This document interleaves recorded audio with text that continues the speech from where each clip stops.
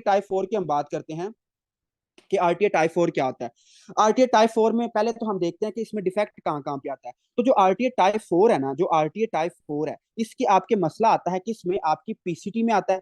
ठीक है, आपके थोड़ा सा मसला किसमें होता है, पीसीटी में होता है। तो ये मैंने क्या बना दिया, आपके पीसीटी सेल्स बना दिए। उसके बाद मैंने क्या बनाया, उसके बाद मैंने कहा कि यार जो आपके अल्फा इंटरकलेटेड सेल्स है ना, इनमें भी थोड़ा सा मसला आ जाता है। ठीक है, इनमें भी क्या आ जाता है, इनमें भी थोड़ा सा मसला आ जाता है। इनमें क्या मसला आता है, इसको हम समझते हैं।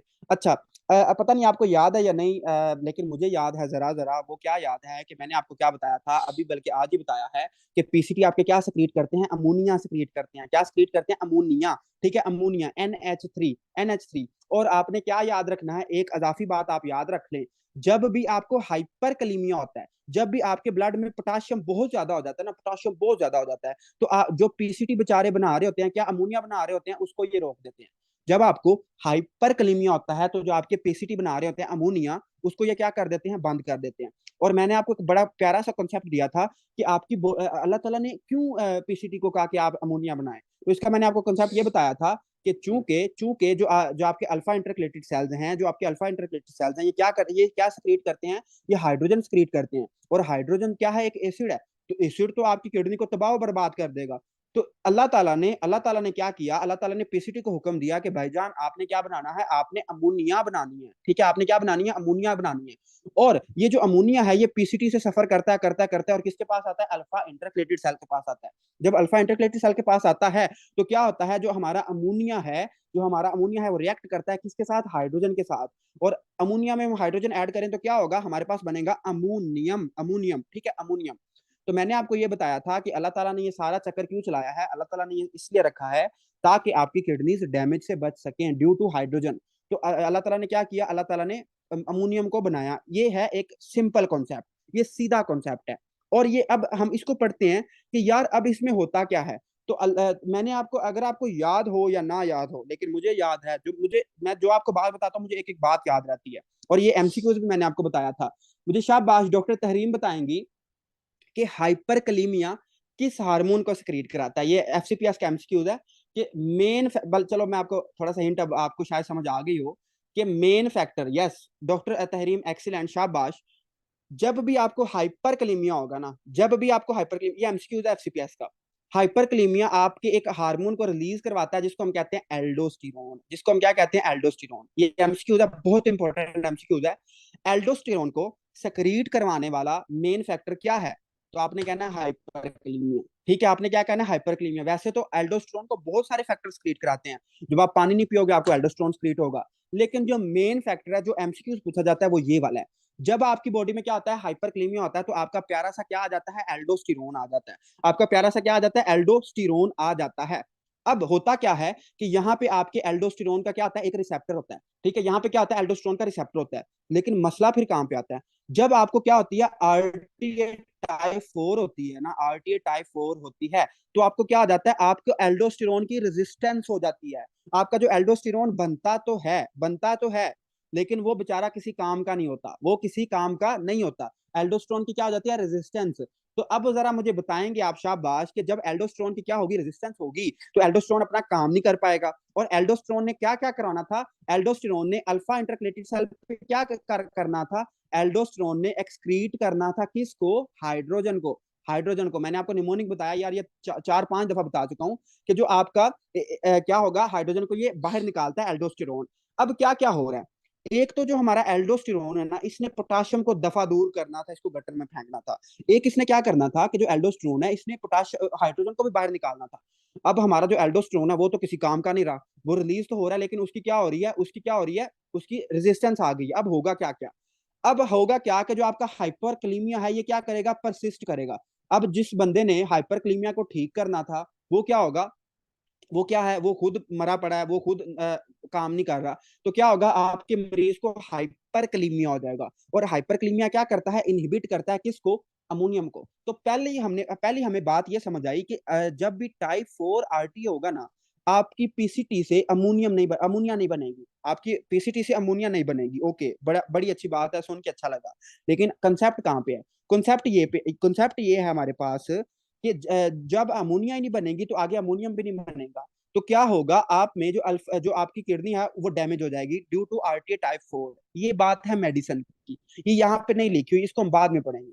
हम अपनी बुक पे आते हैं कि हमारी बुक क्या क्या कह रही है, तो हम इसको थोड़ा सा रीड करते हैं, फिर मैं आपको रीडिंग करवाता हूँ। आरटीए टाइप 4 में पहली बात उसने ये लिखी हुई है कि इसमें क्या आता है, हाइपो एल्डोस्टीरोनिज्म, मतलब कि इसमें वो ये बताना चाह रहा है कि अगर आपका एल्डोस्टेरोन सिरे से ना बने, चलो रेजिस्टेंस तो एक अलग बात है, वो बेचारा सिरे से नहीं बन रहा, या फिर उसकी क्या आ गई है, या फिर उसकी क्या आ गई है, रेजिस्टेंस आ गई है।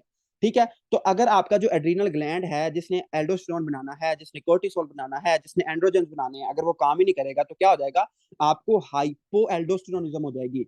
और हमने क्या सीखा, हमने ये सीखा कि जब भी आपका एड्रीनल ग्लैंड काम नहीं करेगा तो क्या होगा, आपका जो आरटीए टाइप 4 है, आपके पेशेंट को आरटीए टाइप 4 हो जाएगा। उसके बाद और क्या हमने सीखा, उसके बाद हमने सीखा कि अगर एल्डोस्टेरोन की क्या आ जाए, रेजिस्टेंस आ जाए किसी भी वजह से, तो आपको क्या आ जाएगा, आरटीए टाइप 4 हो जाएगा।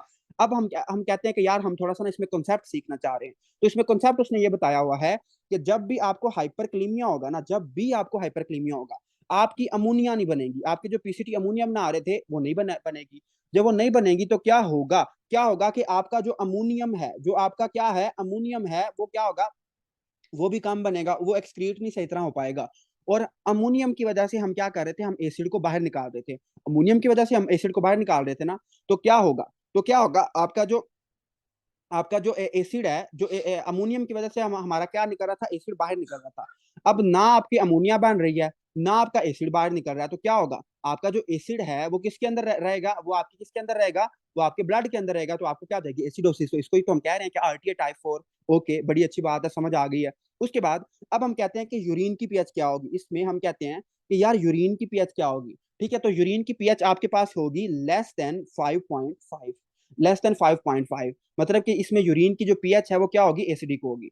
यूरिन आपको क्या होगा, जो यूरिन है वो क्या होगा, आपका 5.5 होगा, मतलब एसिडिक होगा। ओके, उसके बाद आप कहते हैं कि अच्छा ये किस किस वजह से होगा, तो वजह हम बुक से पढ़ लेते हैं। तो हम बुक पे चलते हैं अपनी, और ये हमारी आ गई बुक। और अब हम पढ़ते हैं टाइप 4 को।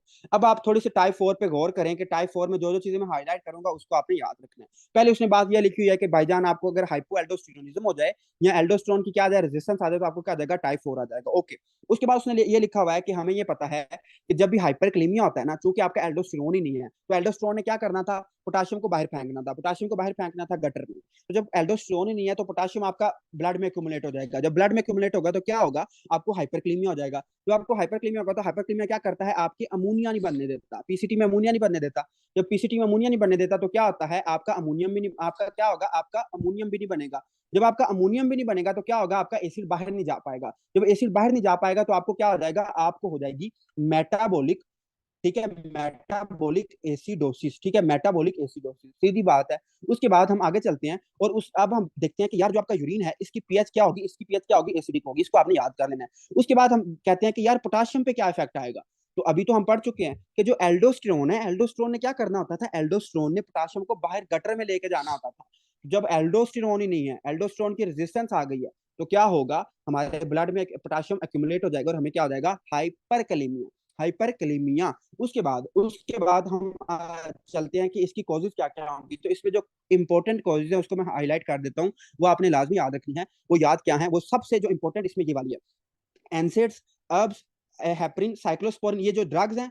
और उसके अलावा पोटाशियम स्पेरिंग डायूरेटिक्स, ये वाला और ये वाली। ठीक है, ये जो मैंने हाईलाइट की है ये आपने नहीं समझनी, और ये आपने सॉरी कह रहा हूँ, ये आपने लाजमी समझनी है और ये आपने लाजमी याद करनी है।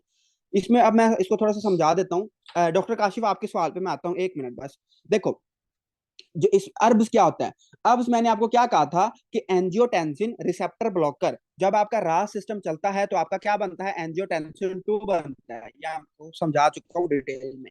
तो जब आप अर्ब्स दोगे तो क्या होगा, आपका रास सिस्टम नहीं चलेगा। जब आपका रास सिस्टम नहीं चलेगा तो क्या होगा, आप में एल्डोस्टेरोन भी नहीं बनेगा। जब एल्डोस्टेरोन नहीं बनेगा तो क्या होगा, आप में आरटीए टाइप 4 हो जाएगा। देखो, जो बच्चे कंफ्यूज हो रहे हैं उनको मैं समझा दूं। देखो, एंजियोटेंसिन 2 का हमने क्या पढ़ा था, एंजियोटेंसिन 2 बड़े काम करता है, लेकिन एक काम ये क्या करता है, एल्डो की सिक्रीशन को बढ़ाता है। तो आपने क्या किया, आप बड़े उस्ताद बने और आपने इसके रिसेप्टर को ब्लॉक कर दिया, एंजियोटेंसिन 2 के रिसेप्टर को ब्लॉक कर दिया। जब आपने उसको ब्लॉक किया तो क्या होगा, एल्डो बढ़ेगा ही नहीं, एल्डो कम हो जाएगा। तो वही तो हम पढ़ रहे हैं कि जब एल्डो कम होता है तो हमें क्या जाता है, आरटीए टाइप 4 हो जाता है। उसके अलावा जब हम एनसेड देंगे, जब हम क्या देंगे, एनसेड देंगे, उससे भी क्या होता है, उससे भी क्या होता है, हमारे आरटीए टाइप 4 होता है। हेपरिन, हेपरिन हम हेमाटोलॉजी में पढ़ चुके हैं कि हेपरिन क्या होता है। हेपरिन भी एक हेपरिन ड्रग है, ये एंटीकोगुलेंट ड्रग है, और इसको हम हेमाटोलॉजी में पढ़ चुके हैं।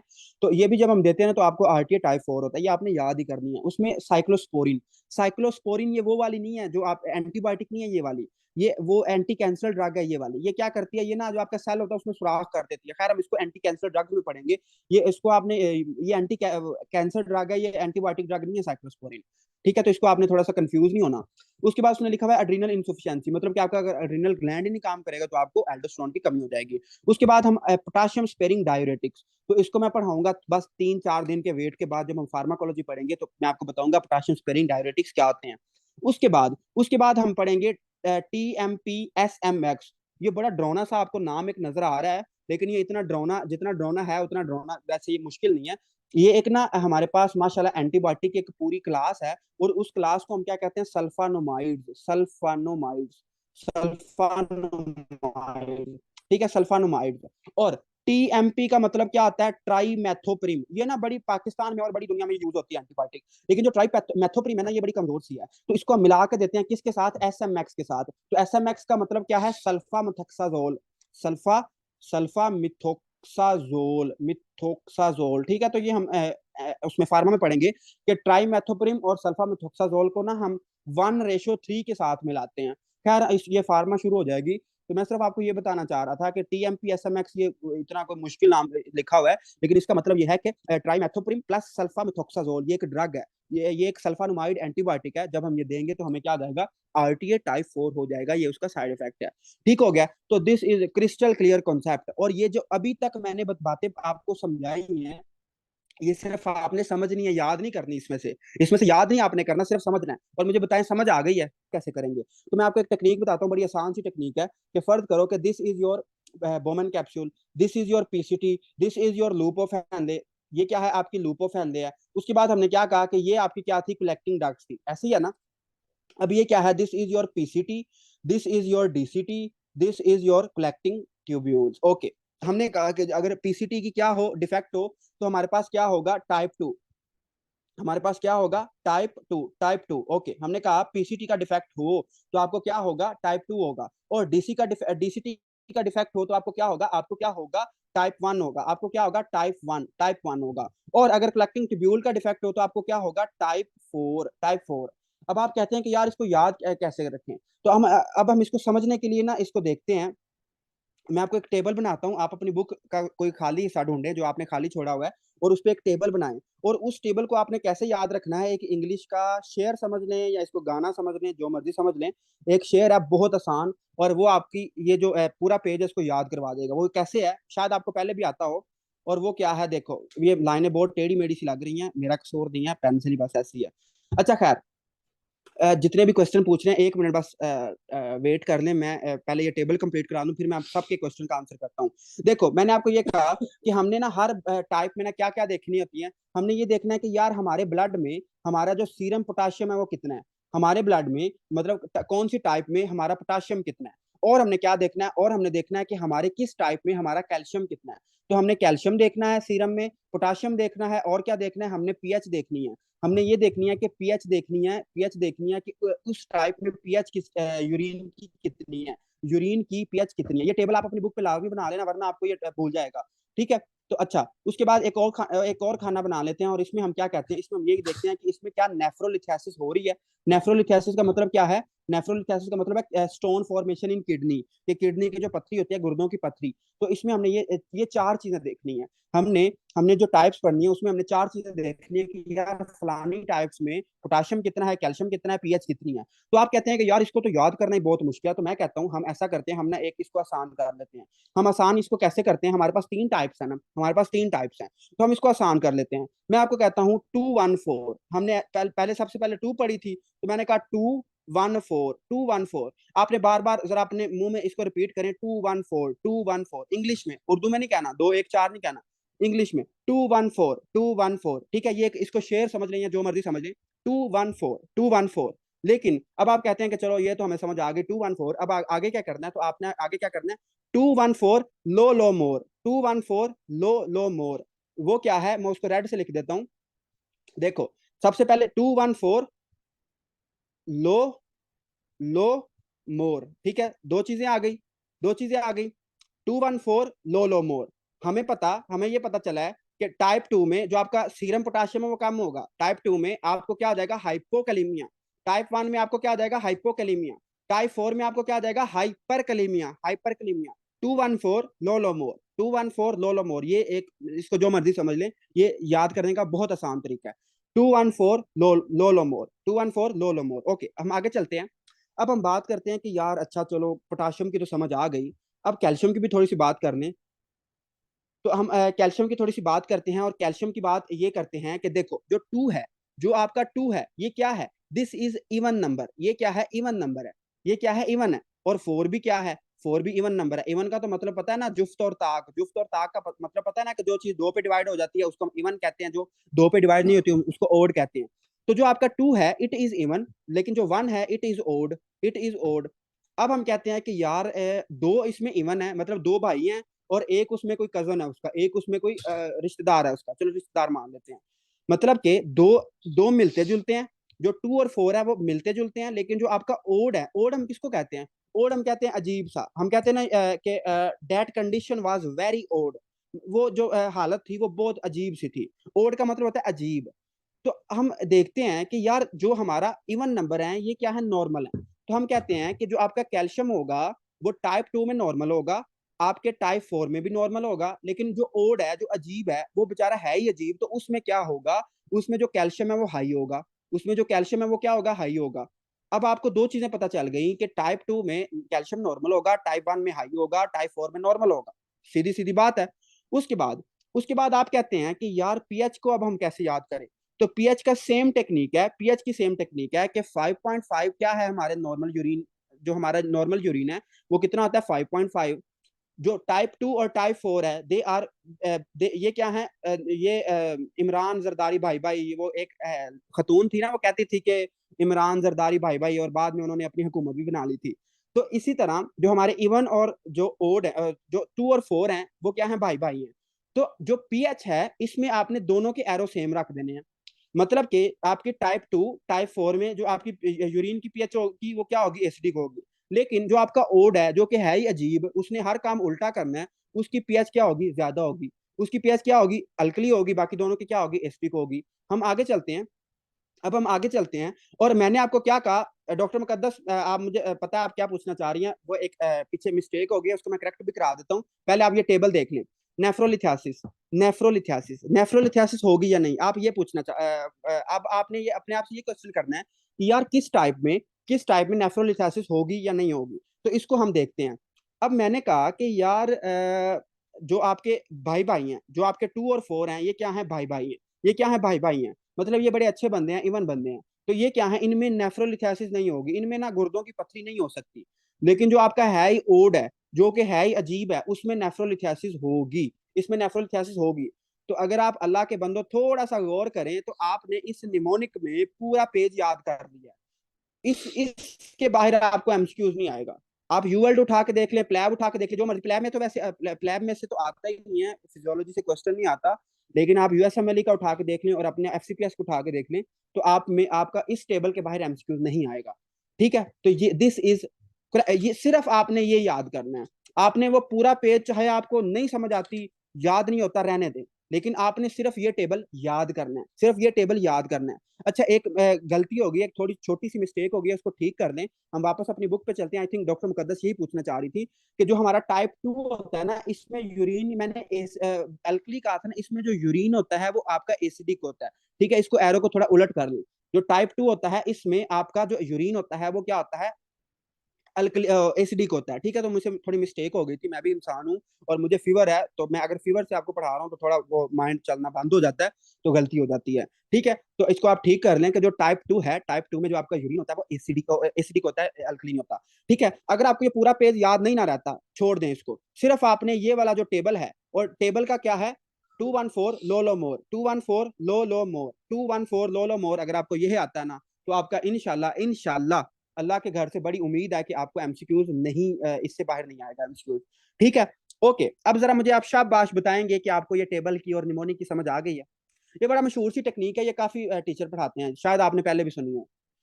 डॉक्टर कट करवाया हुआ है।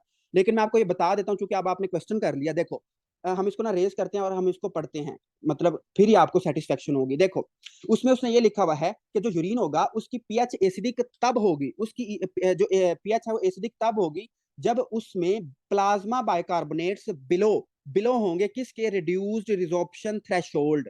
रिड्यूस्ड रिजॉर्प्शन थ्रेशोल्ड का मतलब क्या है? थ्रेशोल्ड हम किसको कहते हैं? एक थ्रेशोल्ड ना हम एक लिमिट को कहते हैं। तो अगर हमारी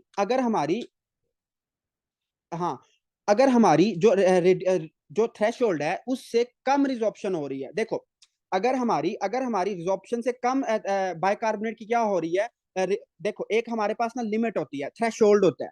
अगर उससे कम रीअब्जॉर्प्शन हो रही है तो जो हमारा यूरिन है वो एसिडिक ही रहेगा। क्यों रहेगा? क्योंकि अल्फा इंटरकलेटेड सेल्स माशाल्लाह काम कर रहे हैं। लेकिन एक थ्रेशोल्ड होता है, एक लिमिट होती है, और अगर उस लिमिट से ज्यादा हमारे क्या हो रहे हैं, फिल्टर हो रहे हैं बाइकार्बोनेट, तो फिर जो आपके अल्फा इंटरकलेटेड सेल है वो भी जवाब दे देंगे। तो फिर जाके आपका क्या होता है, फिर जाके आपका जो यूरिन है वो अल्कली में जाता है। तो इसमें मैंने जितने भी टीचर से पढ़ा है उन सब ने हमें यही बताया था कि इस पैराग्राफ को आप कट करें, इसमें कंफ्यूज होने की कोई जरूरत नहीं है। सिर्फ आपने ये याद रखना है कि इसमें पीएच जो है हमारी एसिडिक होती है, लेकिन इसमें थ्रेशोल्ड का मसला है। डॉक्टर निम्रा जफर और डॉक्टर मारिया ने ये क्वेश्चन किया था, लेकिन उनको मैंने समझा दिया है। अगर आपको समझ आ गई है तो बहुत अच्छी बात है कि थ्रेशोल्ड तक तो हमारा एसिडिक रहता है क्योंकि अल्फा इंटरक्लेटेड सेल है, लेकिन जब थ्रेशोल्ड से नीचे गिरता है ना तो फिर हमारे अल्फा इंटरक्लेटेड सेल भी जवाब दे देते हैं कि भाईजान हमारा जवाब है। तो इस वजह से हमारा फिर यूरिन एसिडिक अल्कली हो जाता है। ठीक है, तो दिस वाज आंसर। लेकिन ये बात आपको कंफ्यूज करेगी, सिर्फ आपने इसमें ये याद रखना है कि जो आरटीए टाइप 2 है इसमें जो आपकी डिजीज होगी इसमें आपका जो यूरिन है वो एसिडिक होगा, इसमें जो यूरिन है वो एसिडिक होगा। अब जरा मुझे बताएं शाबाश कि आपको ये पूरा पेज, ये जो कि काफी मुश्किल लगता है स्टूडेंट को, इसका समझ आ गई है और याद कर लोगे?